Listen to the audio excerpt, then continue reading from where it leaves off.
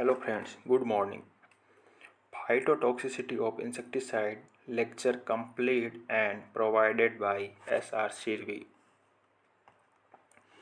Phytotoxicity क्या होता है? एक मीनिंग होता है इसका, ability of substance to injury the plant, यानी कि जो प्लांट के अंदर इंजरी करने की जो क्षमता होती है फाइटोटॉक्सिसिटी, जैसे कोई इंसेक्टिसाइड स्प्रे करेंगे और प्लांट के ऊपर हार्मफुल इफेक्ट आएगा, उससे हम फाइटोटॉक्सिसिटी कहते हैं.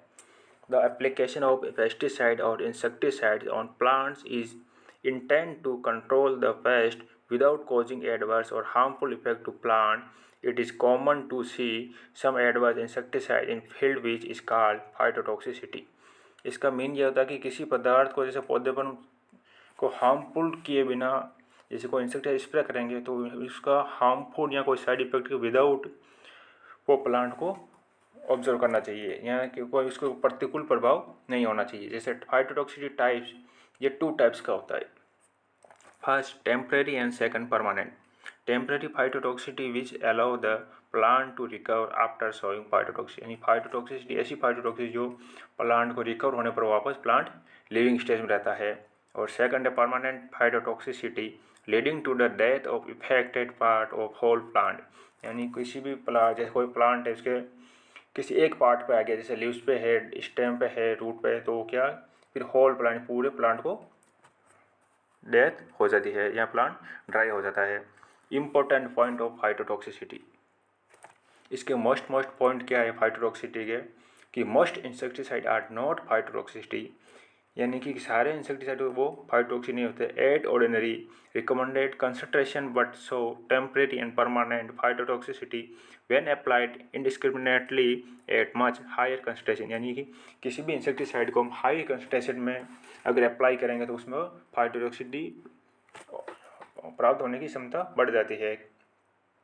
However, some plants crop are highly sensitive to certain insecticide and show phytotoxicity when applied. हालांकि कुछ प्लांट और जो कुछ क्रॉप है उसमें हाईली सेंसिटिव यानी वो अधिक सेंसिटिव संवेदनशील होती है इंसेक्टिसाइड के प्रति, जो फाइटोटॉक्सिसिटी को उत्पन्न नहीं होने देती है. So through knowledge of phytotoxicity of chemicals and dosage at which they are to be applied is essential for plant protection people. यानी कुछ जो नॉलेज के अकॉर्डिंग, जिसकी जो नॉलेज की कमी होती है या इसको पता ध्यान नहीं रहता है कि किस तरह को कि कोई इंसेक्टिसाइड को कितना अप्लाई करना है, उसको डोजेज का ध्यान नहीं रहता है, तो उसे भी ये अधिक हो जाता है.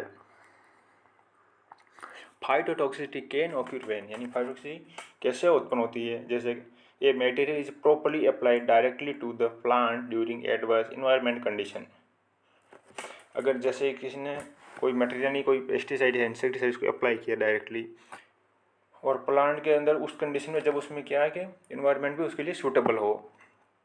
Second point, A material is applied improperly, यानी अगर कोई फाइटोटॉक्सिसिटी को जैसे घटना को रोकना हो जब, तो कैसे होगी घटना, जब फाइटोटॉक्सिसिटी इंक्रीज तब होगी जब क्या है जो इंसेक्टिसाइड है वो इम्प्रॉपरली, यानी कोई इसको प्रॉपर तरीके से यूज़ नहीं कर रहा है. जिसके एग्जांपल जैसे इसको 0.5 ml यूज़ करना है, उसको 0.7 ml कर रहा है, कोई 4.8 ml यूज़ कर रहा है डोज को, तो इससे फाइटोटॉक्सिसिटी इंक्रीज होगी, not down decrease. A spray dust और vapour drift from the target crop to and sensitive crop. जब हम स्प्रे करेंगे जैसे डस्ट है, वेपर है, ड्रिफ्ट है, तो उसमें सेंसिटिव क्रॉप होती है कि वो उसमें डस्ट पार्टिकल है, इससे भी फाइटोटॉक्सिसिटी इंक्रीज होती रहती है. जैसे धूल मिट्टी के कण लग जाते हैं प्लांट के ऊपर और उसी के ऊपर हम स्प्रे कर देते हैं, तो वो धूल मिट्टी के कण उसके साथ रिएक्शन करके और फाइटोटॉक्सिसिटी इंक्रीज कर देते हैं. Use of insecticide in large amount, अगर हम किसी भी इंसेक्टिसाइड को अधिक मात्रा में या लार्ज संख्या में, जिसकी रिकमेंडेशन है उससे भी हाई क्वांटिटी या हाई कंसंट्रेशन में इसको यूज़ करेंगे तो फाइटोटॉक्सिसिटी इंक्रीज होने की संभावना बढ़ जाती है. Residues accumulate in the soil और ऑन द प्लांट, यानी residues accumulate in the soil, यानी जो भी रेजिड्यूज है सॉइल के अंदर वो प्लांट के अंदर इंक्रीज हो जाता है. अदर कॉज ऑफ फाइटोटॉक्सिसिटी, जैसे excessive amount of pesticide can move into leaves and cause damage because the protective cuticle of the leaves has been damage, यानी कि कई बार क्या पेस्टिसाइड मूव कर जाता है जैसे लिप्स में आ जाता है, या प्रोटेक्टिव क्यूटिकल होती है इंसेक्ट, उसको में भी डैमेज करता है। इप्टम मिक्स विद टर्टलेट TCA बोलते हैं इसको, causes destruction of the cuticle when allow herbicide MAPA 2,4-D डायनोसेप applied later to the cause greatly injury। यहाँ जहाँ जहाँ प्लांट डैमेज, जहाँ इंजरी है, वहाँ पे ये यूज़ करने से भी फाइटोटॉक्सिसिटी इंक्रीज हो जाती है। A mixture of oil and captan fungicide causes injury due to increase oil penetration. अगर हम किसी मिक्सचर में जैसे ऑयल का मिक्सचर या फंगिसाइड कॉजेज इंजरी जैसे कोई इंक्रीज कर देता है। Phytotoxicity is increase when some herbicide and pesticide are combined. यानी फाइटोटॉक्सिसिटी में क्या होता है कि फाइटोटॉक्सिसिटी इज इंक्रीज जब हम इंसेक्टिसाइड, हर्बिसाइड, पेस्टिसाइड इनको क्या एक साथ कंबाइंड में यूज करते हैं, तब भी इसकी इंक्रीज होने की संभावना बढ़ जाती है। The application of propanil when followed with 14 days by an application of carbaryl 7 result in injury to rice crop. The sum can occur if the material are applied in reverse order or are mixed together. Many times the phytotoxicity occur due to action of solvent, wetting agent or emulsifier by increased penetration and not due to active ingredient. Severity varies with the stage of age of the plant. Sometimes is occur due to excessive of spray presence. Symptoms of phytotoxicity, जैसे कुछ example दिए है visual. जैसे first disease है chlorosis होता है। अगर अपन किसी भी इंसेक्टिसाइड को अधिक मात्रा में यूज करेंगे तब क्या एक से अधिक बीमारी होने की संभावना बढ़ जाती है, या उस पर इंसेक्ट का अटैक हो जाता है, या फिर इंसेक्ट उसमें रेसिस्टेंट हो जाता है। तो इसमें फर्स्ट पिक है वो फिगर क्लोरोसिस। क्लोरोसिस क्या होता है कि जो प्लांट की लीव्स होती है ये yellowing of normally green leaves due two of chlorophyll, यानी कि क्लोरोफिल की कमी हो जाती है और उसकी पत्तियाँ जो येलोविंग हो जाती है।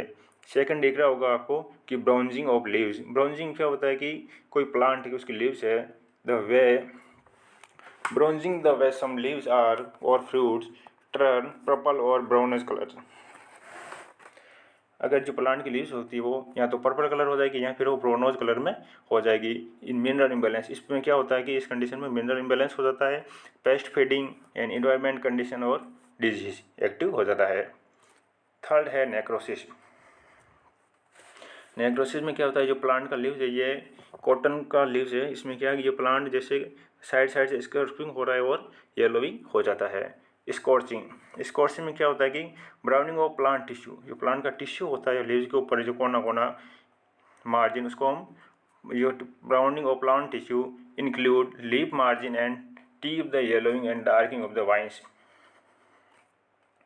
जो ये पत्तियां है वो येलो हो जाती है, धीरे धीरे डार्क होकर भी ये ब्राउन हो जाती है, स्कॉर्चिंग चल जाता है। इसके बाद है curling of leaves.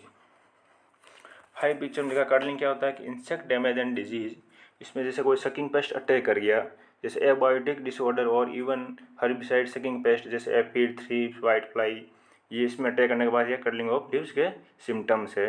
White spot of leaves, white spot में क्या होता है जैसे पाउडर मिल्ड्यू हो गया, ये दो होता है, टू होता है, जैसे पाउडर मिल्ड्यू, डाउन मिल्ड्यू। जो पाउडर मिल्ड्यू होता है ये वाइट स्पॉट ऑफ लीव्स के सिम्टम्स है। अगला है burning effect of leaves. Burning में क्या होता है कि ये जो लीव्स होता है उसमें ये कोना कोना जिसको मार्जिन वो बिल्कुल जल जाता है, उसके बाद पूरा प्लांट ड्राई हो जाता है। मोटर लीड में क्या होता है, जब प्लांट में जिंक की डिफिशियंसी हो जाती है, जब यह फील्ड में या अपना प्लांट पौधे में जिंक की डिफिशियंसी हो जाती है तब ये फ्रूट और पत्ती की साइज को रिड्यूस कर देता है। Thanks for watching this video.